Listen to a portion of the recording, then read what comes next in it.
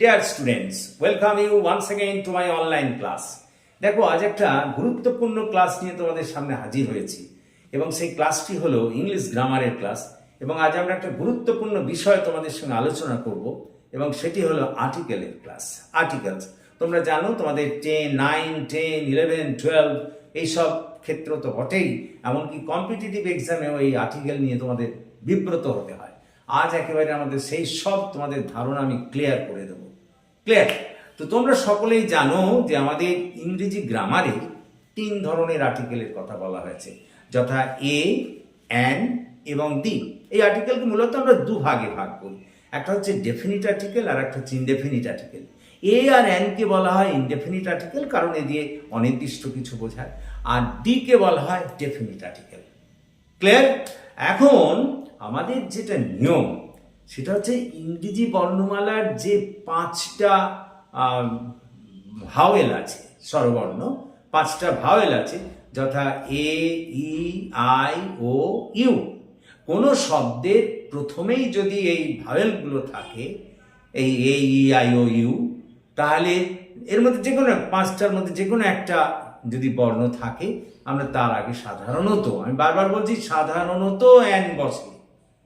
যদি কোনো শব্দের প্রথমেই এ, ই, আই, ও, ইউ এই 5টার মধ্যে কোনো একটা থাকে, তাহলে তার আগে সাধারণত অ্যান বসে। কথাটা বোঝার চেষ্টা করো। সাধারণত কেন বলছি আমি এক্ষুনি ব্যাখ্যা করব। আর যদি কোনো শব্দের আগে কনসোনেন্ট, কনসোনেন্ট মানে আমি বলতে যাচ্ছি, যেমন মনে করো ওই এ, ই, আই, ও, ইউ বাদ দিয়ে ইংরেজি যে বর্ণমালা যেগুলো আছে সেগুলোকে কনসোনেন্ট বলে। সেই কনসোনেন্ট থাকলে তার আগে সাধারণত এ বসে। এটাই কিন্তু নিয়ম, এটা সাধারণত। কিন্তু দেখো এটাই সব নয়, এটাই সব নয়। জেনে রাখো, এই আর্টিকেল করতে গেলে তোমাকে সাউন্ডের উপরে নির্ভর করতে হবে। একটাকে বলা হয় ভাওয়েল সাউন্ড, ভাওয়েল সাউন্ড, আর একটাকে বলা হয় কনসোনেন্ট সাউন্ড।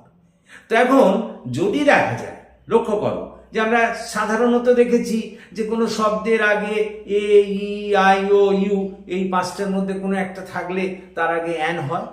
আর কোনো শব্দের আগে যদি এই 5টা বাদ দিয়ে কনসোনেন্ট কোনো একটা বর্ণ থাকে, পি থাকলো বা বি থাকলো, এম থাকলো, তার আগে আমরা সাধারণত এ বসাই। কি বসাই? এ বসাই। এটাই জেনারেল রুল। কিন্তু কিন্তু এবার ভালো করে মন দিয়ে শোনো, যদি দেখা যায় যে কোনো শব্দের আগে ওই কনসোনেন্ট আছে, মানে ওই যে বললাম ওই 5টা ভাওয়েল বাদ দিয়ে ওই যে বাকি বর্ণমালার কোনোগুলো আছে, তাহলে তাদের ক্ষেত্রে সাধারণ নিয়ম তোমার তো কি হওয়া উচিত? এ, তাই তো? কনসোনেন্ট থাকলে তো এ হয়। কিন্তু তার সাউন্ডটা যদি ভাওয়েলের মতো হয়, তাহলে কিন্তু সেখানে তুমি এ বসাতে পারবে না, তোমাকে অ্যান বসাতে হবে। আমি আবার বলি যে সাধারণত কোনো শব্দের আগে কনসোনেন্ট থাকলে তার আগে এ বসে, এটাই সাধারণ নিয়ম। কিন্তু যদি তার সাউন্ডটা যদি কি হয়? ভাওয়েলের মতো হয়, তাহলে সেখানে আর তুমি এ বসাতে পারবে না, সেখানে তোমাকে অ্যান বসাতে হবে। যেমন মনে করো অনেস্ট, HONEST, তো এইচটা তো সাধারণ ভাওয়েল নয়, তাই তো? এইচ তো কনসোনেন্ট, কিন্তু এর সাউন্ডটা, উচ্চারণটা ভাওয়েলের মতো। সেই জন্যে কনসোনেন্ট থাকা সত্ত্বেও, এইচ কনসোনেন্ট হওয়া সত্ত্বেও এর উচ্চারণটা এখানে ভাওয়েলের মতো হওয়ায় এখানে অ্যান বসবে। তাহলে কি বুঝলে? যে সাধারণত কনসোনেন্ট যদি কোনো শব্দের আগে থাকে, মানে ওই 5টা ভাওয়েল বাদ দিয়ে অন্য যেসব বর্ণগুলো আছে সেগুলো থাকে, তাহলে সাধারণত তার আগে এ হয়। কিন্তু ওই কনসোনেন্ট থাকা সত্ত্বেও যদি তার আওয়াজটা ভাওয়েলের মতো হয়, তাহলে তার আগে কিন্তু অ্যান বসবে। যেমন মনে করো অনেস্ট, HONEST, দেখো এর সাউন্ডটা, এইচ এমনিতে কনসোনেন্ট, কিন্তু এখানে এর সাউন্ডটা হচ্ছে ভাওয়েলের মতো, সেই জন্য এখানে এই কনসোনেন্ট থাকা সত্ত্বেও এখানে অ্যান অনেস্ট হবে। বা মনে করো আওয়ার, HOUR, সেখানেও কিন্তু অ্যান আওয়ার হবে। কথাটা বুঝতে পারছো? আচ্ছা, এইবার এসো যে আমরা সাধারণত জানি এ ই আই ও ইউ এই যে কোনো পাঁচটার একটা থাকলেই শব্দের আগে তুমি তার আগে অ্যান বসাতে পারো। কিন্তু এখানেও জেনে রাখো যে এই ভাওয়েলগুলো থাকা সত্ত্বেও তাদের সাউন্ডটা যদি কনসোনেন্টের মতো হয়, তাদের সাউন্ডটা যদি কনসোনেন্টের মতো হয়, তাহলে কিন্তু সেক্ষেত্রে তুমি আর অ্যান বসাতে পারবে না, সেক্ষেত্রে তোমাকে বসাতে হবে এ। আমরা একটা উদাহরণ নিই, যেমন মনে করো ইউনিভার্সিটি। ইউ তো নিঃসন্দেহে ভাওয়েল, কিন্তু তুমি এখানে অ্যান ইউনিভার্সিটি লিখতে পারবে না, কারণ এখানে এই যে ইউ আছে সাউন্ডটা কিন্তু ভাওয়েলের মতো নয়। ইউটা ভাওয়েলের মতো নয়, সাউন্ডটা এখানে ভাওয়েল সাউন্ড নয়, এটা কনসোনেন্ট সাউন্ডের মতো ইউ। সুতরাং এক্ষেত্রে তোমাকে ইউনিভার্সিটি, ইউ সাধারণত ভাওয়েল হওয়া সত্ত্বেও তোমাকে এখানে এ ইউনিভার্সিটি লিখতে হবে। বা মনে করো আমি বললাম এডুকেটেড, EDUCATED, তো ই তো সাধারণত ভাওয়েল, তাই তো? ই তো ভাওয়েল, আমি তো বলেছি এ ই আই ও ইউ এই পাঁচটা ভাওয়েল। কিন্তু তুমি এখানেও অ্যান লাগাতে পারবে না। কেন? এখানকার সাউন্ডটা হচ্ছে কনসোনেন্টের মতো। ভাওয়েল আছে ঠিকই, কিন্তু সাউন্ডটা কনসোনেন্টের মতো, সেই কারণে তোমাকে এখানে অ্যান লাগাতে তুমি পারবে না। কথাটা বোঝার চেষ্টা করো। বা ইউনিট, এখানে সাউন্ড তুমি ওই দেখছো যে তুমি কি সেটি ভাওয়েলের মতো নয়। U itself is a vowel, কিন্তু তার সাউন্ডটা এখানে কনসোনেন্টের মতো, সেই কারণে এখানে তুমি ওই অ্যান লাগাতে পারবে না, এ ইউনিট তোমাকে লিখতে হবে। তাহলে আমাদের মোদ্দা কথা কি হলো? মোদ্দা কথা এটাই বললাম যে সাধারণত এ ই আই ও ইউ এই পাঁচটার কোনো একটা যদি বর্ণ শব্দের আগে, তার আগে সাধারণত অ্যান হয়, কিন্তু এইগুলো থাকা সত্ত্বেও তার সাউন্ডটা যদি ভাওয়েল সাউন্ডের মতো না হয়, বা তার সাউন্ডটা যদি কনসোনেন্ট সাউন্ডের মতো হয়, তাহলে এই ভাওয়েল থাকা সত্ত্বেও এখানে অ্যান হবে না, এখানে হবে এ হবে। ক্লিয়ার? আর কনসোনেন্টের ক্ষেত্রে কি বললাম যে সাধারণত আমরা জানি কনসোনেন্ট গুলো মানে ওই পাঁচটা ভাওয়েল ছাড়া অন্য কোনো যেসব বর্ণ আছে সেগুলো থাকলে সেগুলো এ হয়, কিন্তু সেই কনসোনেন্ট থাকা সত্ত্বেও তার সাউন্ডটা যদি ভাওয়েলের মতো হয়, তাহলে সেক্ষেত্রে কিন্তু এ হবে না, অ্যান হবে। ক্লিয়ার? আমরা কয়েকটা উদাহরণ তোমার সামনে তুলে ধরছি, তোমাদের সামনে। ধরো, যেমন মনে করো আমি বললাম হি ইজ, লক্ষ্য করো, he is dash university student. Clear? লক্ষ্য করো এখানে যে ইউ আছে, এই ইউটার উচ্চারণ কিন্তু দেখো ইউ ইটসেলফ ভাওয়েল। তোমাদের সাধারণ মত অনুযায়ী কি হওয়া উচিত? সাধারণ মত অনুযায়ী ওর আগে অ্যান হওয়া উচিত, কিন্তু এখানে অ্যান হবে না, কারণ এই উচ্চারণটা ভাওয়েলের মতো নয়। এখানে তোমাকে লিখতে হবে a university student, he is a university student. বা মনে করো Rina is dash MBBS doctor. Clear? Rina is dash MBBS doctor. বলো এখানে কি হবে? এম তো কনসোনেন্ট, তো তোমরা ওই সঙ্গে সঙ্গে এখানে এ বসাতে যাবে, কিন্তু না, সে হবে না। এই দেখো এখানে অ্যান হবে। কেন হবে বলো? কেন হবে এখানে? কেন এখানে অ্যান হবে? এখানে অ্যান হবে এই কারণে MBBS, এ উচ্চারণটা ভাওয়েল সাউন্ড, সেই জন্য he is an MBBS doctor হবে। আমার কথা বোঝার চেষ্টা করো। দেখো হি ইজ এ ইউনিভার্সিটি স্টুডেন্ট, কেন ইউ লিখেছি না, ইউ এর উচ্চারণটা এখানে ভাওয়েলের মতো হচ্ছে না, সুতরাং সাউন্ডটা তোমাকে খেয়াল করতে হবে। যেখানে সাউন্ডটা ভাওয়েলের মতো হবে সেখানে তোমার হবে অ্যান, আর যেখানে সাউন্ড ভাওয়েলের মতো হবে না সেখানে হবে কিন্তু এ। ক্লিয়ার? যেমন মনে করো আমি একটা বলি, দেখো এটা বলো তো দেখি, দিস ইজ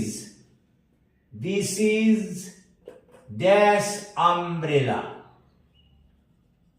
এখানে কি হবে বলো? দিস ইজ ড্যাশ আমব্রেলা, এখানে কি হবে? এ না অ্যান? এখানে কিন্তু অ্যান হবে। কেন অ্যান হবে? ইউ এর উচ্চারণ ভাওয়েল সাউন্ড আসছে, ইউ এর উচ্চারণ এখানে ভাওয়েল সাউন্ডের মতো হওয়ায় এখানে অ্যান হবে। তুমি তখন এখানে লিখতে পারবে দিস ইজ অ্যান আমব্রেলা। তাহলে এটুকু ক্লিয়ার করা গেল যে যদি কোনো শব্দের আগে আমরা ভাওয়েল সাউন্ড থাকে তাহলে সেখানে তার আগে আমরা বলবো অ্যান হবে। আর যদি কোনো শব্দের আগে সে যে বর্ণই থাক না কেন, যদি কনসোনেন্ট সাউন্ড থাকে তাহলে তার আগে কিন্তু এ হবে। এটুকু বেশ বোঝা গেল। বেশ, এরপরে আমরা আসছি ডি। ডি কোথায় হবে আমি একটু বলে নিই। ডি মানে কি? কোনো নির্দিষ্ট করে কিছু বোঝালে। যেমন মনে করো আমি বললাম বল, বল, তো এখানে বল তুমি এ বল বলতে পারো, হ্যাঁ এ বল বলা যায়, কারণ তো বি তো কনসোনেন্ট, এ বল হতে পারে। কথাটা বোঝার চেষ্টা করো। আচ্ছা, কিন্তু এই বলের আগে দি বলও হতে পারে। কিরকম কিরকম আমি বলছি দেখো।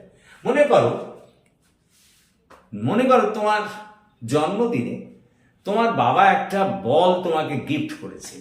ধরো তোমার বাবা তোমাকে একটা বল গিফট করেছেন, তো সেটা তো একটা বিশেষ বল, আর 5টা বলের মতো নয়।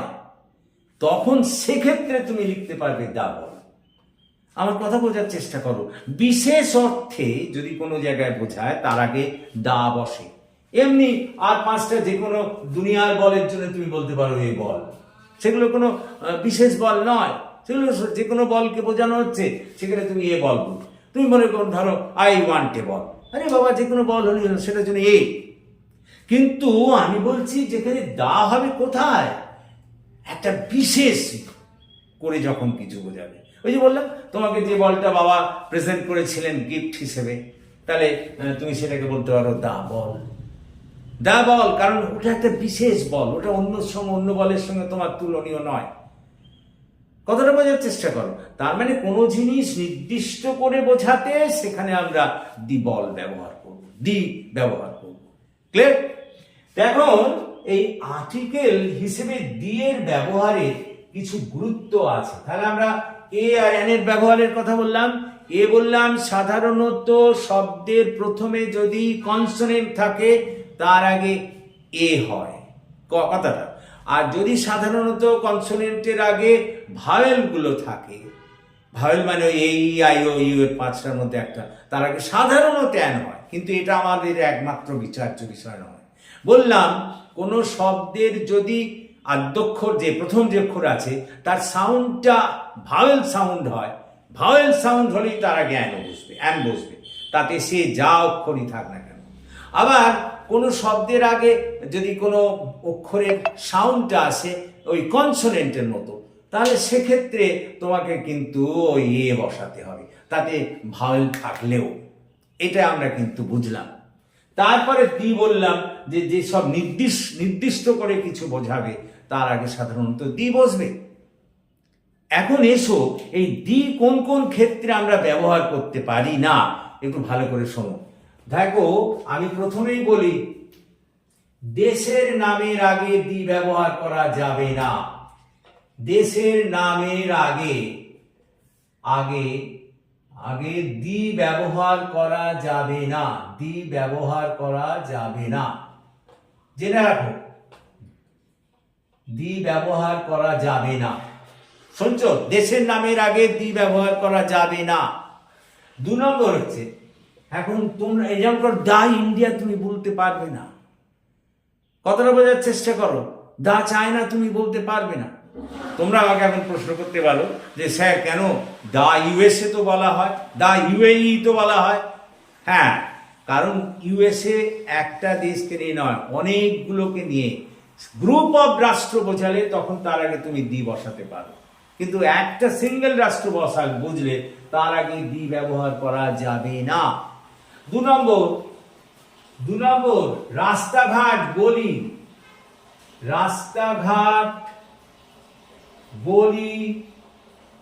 তার আগেও দি ব্যবহার করা যাবে না। দি ব্যবহার করা যাবে না। আমি কি কোথায় কোথায় দি ব্যবহার করা যাবে না বলছি?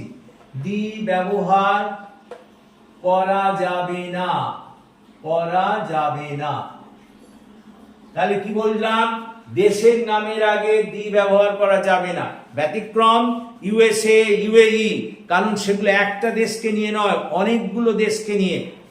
2 নম্বর, রাস্তাঘাট বা গলির আগেও কিন্তু কোনো দি ব্যবহার করা কিন্তু যাবে না। কথাটা বোঝার চেষ্টা করো। এবার বলি কোনো জাতির আগে, জাতির আগে, জাতি মানে বোঝো? জাতি মানে ওই যে মনে করো অনেক, যেমন বলো ক্যামেল, হর্স, তাই নাকি? এগুলোকে বলা হয় এগুলো ক্লাস অফ, ক্লাস মানে একটা জাতি হিসেবে, প্রজাতি। তাদের আগেও দি ব্যবহার করা যাবে না, তাদের আগেও শুধু ওইটাকে বসিয়ে দিতে হবে। কথাটা বোঝার চেষ্টা করো। ল্যাঙ্গুয়েজের আগেও তুমি দি ব্যবহার করতে পারবে না, ল্যাঙ্গুয়েজের আগেও। তাহলে জাতির আগে দি ব্যবহার করা যাবে না। 4 নম্বর, ভাষার আগেও দি ব্যবহার করা যাবে না, ভাষার আগেও কিন্তু দি ব্যবহার করা যাবে না, জেনে রাখো। ক্লিয়ার? আমি তাহলে যেগুলো বলছি সেগুলো লক্ষ্য করে দেখো।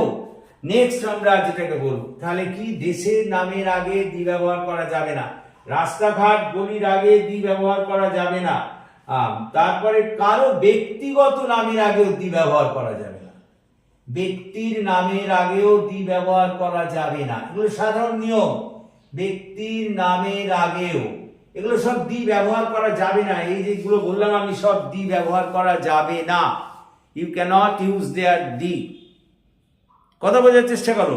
ম্যান এবং ওম্যানের আগেও কিন্তু দি ব্যবহার করা যাবে না। ম্যান এবং ওম্যান এদের ক্ষেত্রেও কিন্তু দি ব্যবহার করতে পারবে না।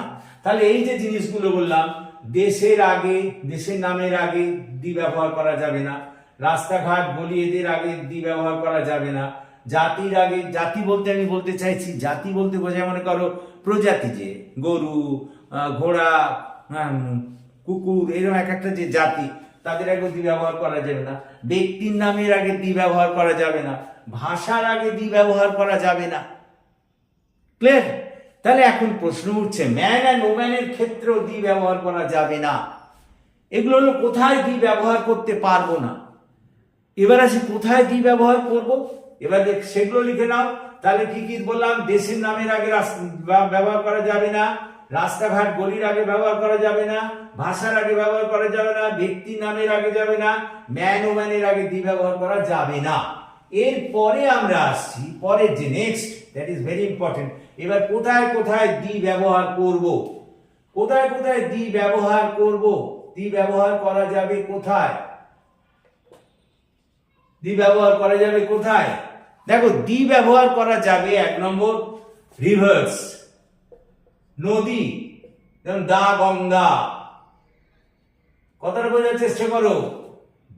হোলি বুকস, ধর্মীয় মানে যে পবিত্র গ্রন্থ, হোলি বুকস, যেমন দা রামায়ণা, দা রামায়ণা, মহাভারত, দা মহাভারত, দা বাইবেল, দা কোরআন।